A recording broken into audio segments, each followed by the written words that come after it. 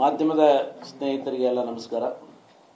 ಇವತ್ತಿನ ದಿವಸ ನಮ್ಮ ರಾಷ್ಟ್ರೀಯ ಕಾರ್ಯದರ್ಶಿಗಳಾದಂಥ ಡಾಕ್ಟರ್ ರಾಧಾಮೋಹನ್ ಅಗರ್ವಾಲ್ಜಿಯವರು ಬೆಂಗಳೂರಿನಲ್ಲಿ ಶಾಸಕರ ಮತ್ತು ಸಂಸದರ ಸಭೆಯನ್ನು ಪಕ್ಷದ ಸಂಘಟನೆಯ ಕುರಿತು ಕರೆದಿದ್ದು ಕೇಳಿದ್ವಿ. ಇದರಿಂದ ಒಂಥರ ಆಘಾತ ಆಯಿತು.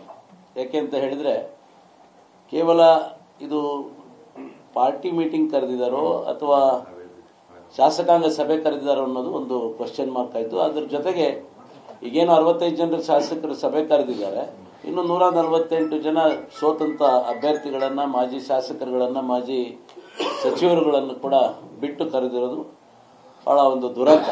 ಏಕೆ ಅಂತ ಹೇಳಿದರೆ, ಕೇವಲ 65 ಜನರಿಂದ ಸರ್ಕಾರ ಮಾಡಲಿಕ್ಕೆ ಆಗೋದಿಲ್ಲ, ಮತ್ತು 65 ಜನರಿಂದ ಮಾತ್ರ ಪಾರ್ಟಿ ಕಟ್ಟಕ್ಕಾಗೋದಿಲ್ಲ. ಅದಕ್ಕೆ ಎಲ್ಲ 224 ಕ್ಷೇತ್ರದ ಮಾಜಿ ಇರ್ಬೋದು, ಹಾಲಿ ಇರ್ಬೋದು, ಎಲ್ಲರೂ ಒಟ್ಟಿಗೆ ಕರೆದಿದ್ರೆ ಭಾಳ ಚೆನ್ನಾಗಿತ್ತು.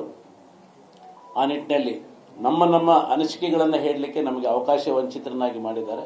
ಈ ದೃಷ್ಟಿಯಿಂದ ನಾವೆಲ್ಲ ಸಭೆ ಸೇರಿ ನಮ್ಮ ಡಾಕ್ಟರ್ ರಾಧಾಮೋಹನ್ ಅಗರ್ವಾಲ್ಜಿಯವರಿಗೆ ಒಂದು ಮೆಸೇಜನ್ನು ಕೊಟ್ಟಿದ್ದೇವೆ. ನಾವೆಲ್ಲ ತಮ್ಮನ್ನು ಭೇಟಿಯಾಗಬೇಕು, ನಮ್ಮ ಅನಿಸಿಕೆಗಳನ್ನು ಹೇಳಬೇಕು ಅಂತೇಳಿ ಅವರಲ್ಲಿ ಮೆಸೇಜ್ ಕಳಿಸಿದ್ದೇವೆ. ಅವರ ಒಂದು ಒಪ್ಪಿಗೆ ಬಂದ ನಂತರ ಅವರನ್ನು ಹೋಗಿ ಭೇಟಿ ಮಾಡಿ ರಾಜ್ಯದಲ್ಲಿ ನಡೆಯುವಂಥ ವಿದ್ಯಮಾನಗಳ ಬಗ್ಗೆ ಅವರ ಗಮನಕ್ಕೆ ತರುವಂಥ ಕೆಲಸವನ್ನು ಇವತ್ತು ನಾವು ಮಾಡಬೇಕು ಅಂತ ಎಲ್ಲ ತೀರ್ಮಾನ ಮಾಡಿದ್ದೀವಿ.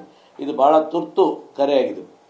ತಕ್ಷಣ ಇದ್ದಕ್ಕಿದ್ದಾಗೆ ಬೆಳಗ್ಗೆ ಎಷ್ಟೋ ಜನ ಪೇಪರ್ ನೋಡಿ ಬಂದಿದ್ದಾರೆ, ಕೆಲವು TV ನ್ಯೂಸ್ ನೋಡಿ ಬಂದಿದ್ದಾರೆ. ಹಾಗಾಗಿ ಇವತ್ತು 30-32 ಜನ ನಾವು ಎಲ್ಲ ಸೇರಿಕೊಂಡಿದ್ದೇವೆ. ಇದು ಒಂಥರ ಭಾಳ ಅವಮಾನ ಆಗಿದೆ. ನಮ್ಮ ಮಾಜಿ ಶಾಸಕರುಗಳಿಗೆ, ಮಾಜಿ ಸಚಿವರುಗಳಿಗೆ ಒಂಥರ ಅವಮಾನ ಆಗಿದೆ. ನಮ್ಮನ್ನು ಬಿಟ್ಟು ಮಾಡ್ತಿರುವಂಥ ಉದ್ದೇಶ ಏನು, ಯಾವ ಕಾರಣಕ್ಕಾಗಿ ನೀವು ನಮ್ಮನ್ನು ಬಿಟ್ಟಿದ್ದೀರಿ, ಅದು ಒಂದು. ಅದರ ಜೊತೆಗೆ ರಾಜ್ಯದಲ್ಲಿ ಈಗಾಗಲೇ ನಡೆಯುವಂಥ ವಿದ್ಯಮಾನಗಳು ಎಲ್ಲ ಕಡೆಗೂ ಪ್ರತಿದಿನ ಚರ್ಚೆಗೆ ಬರ್ತಾ ಇದೆ. ಇದರಿಂದ ಈಗಾಗಲೇ ಸಾಕಷ್ಟು ಪಕ್ಷಕ್ಕೆ ಹಾನಿಯಾಗಿದೆ. ಇದನ್ನು ಇದೇ ರೀತಿ ಬಿಟ್ಕೊಂಡು ಹೋದರೆ ಮುಂದಿನ ದಿನಗಳಲ್ಲಿ ಭಾಳ ದೊಡ್ಡ ಮಟ್ಟದಲ್ಲಿ ಪಕ್ಷಕ್ಕೆ ಇನ್ನೂ ಹಾನಿ ಆಗುತ್ತೆ. ಆ ಸಂಬಂಧವಾಗಿ ಅವ್ರ ಗಮನಕ್ಕೆ ನಾವು ಕೆಲವು ವಿಷಯಗಳನ್ನು ತರಬೇಕು ಅಂತೇಳಿ ಇವತ್ತು ನಾವೆಲ್ಲ ಸೇರ್ತೀವಿ.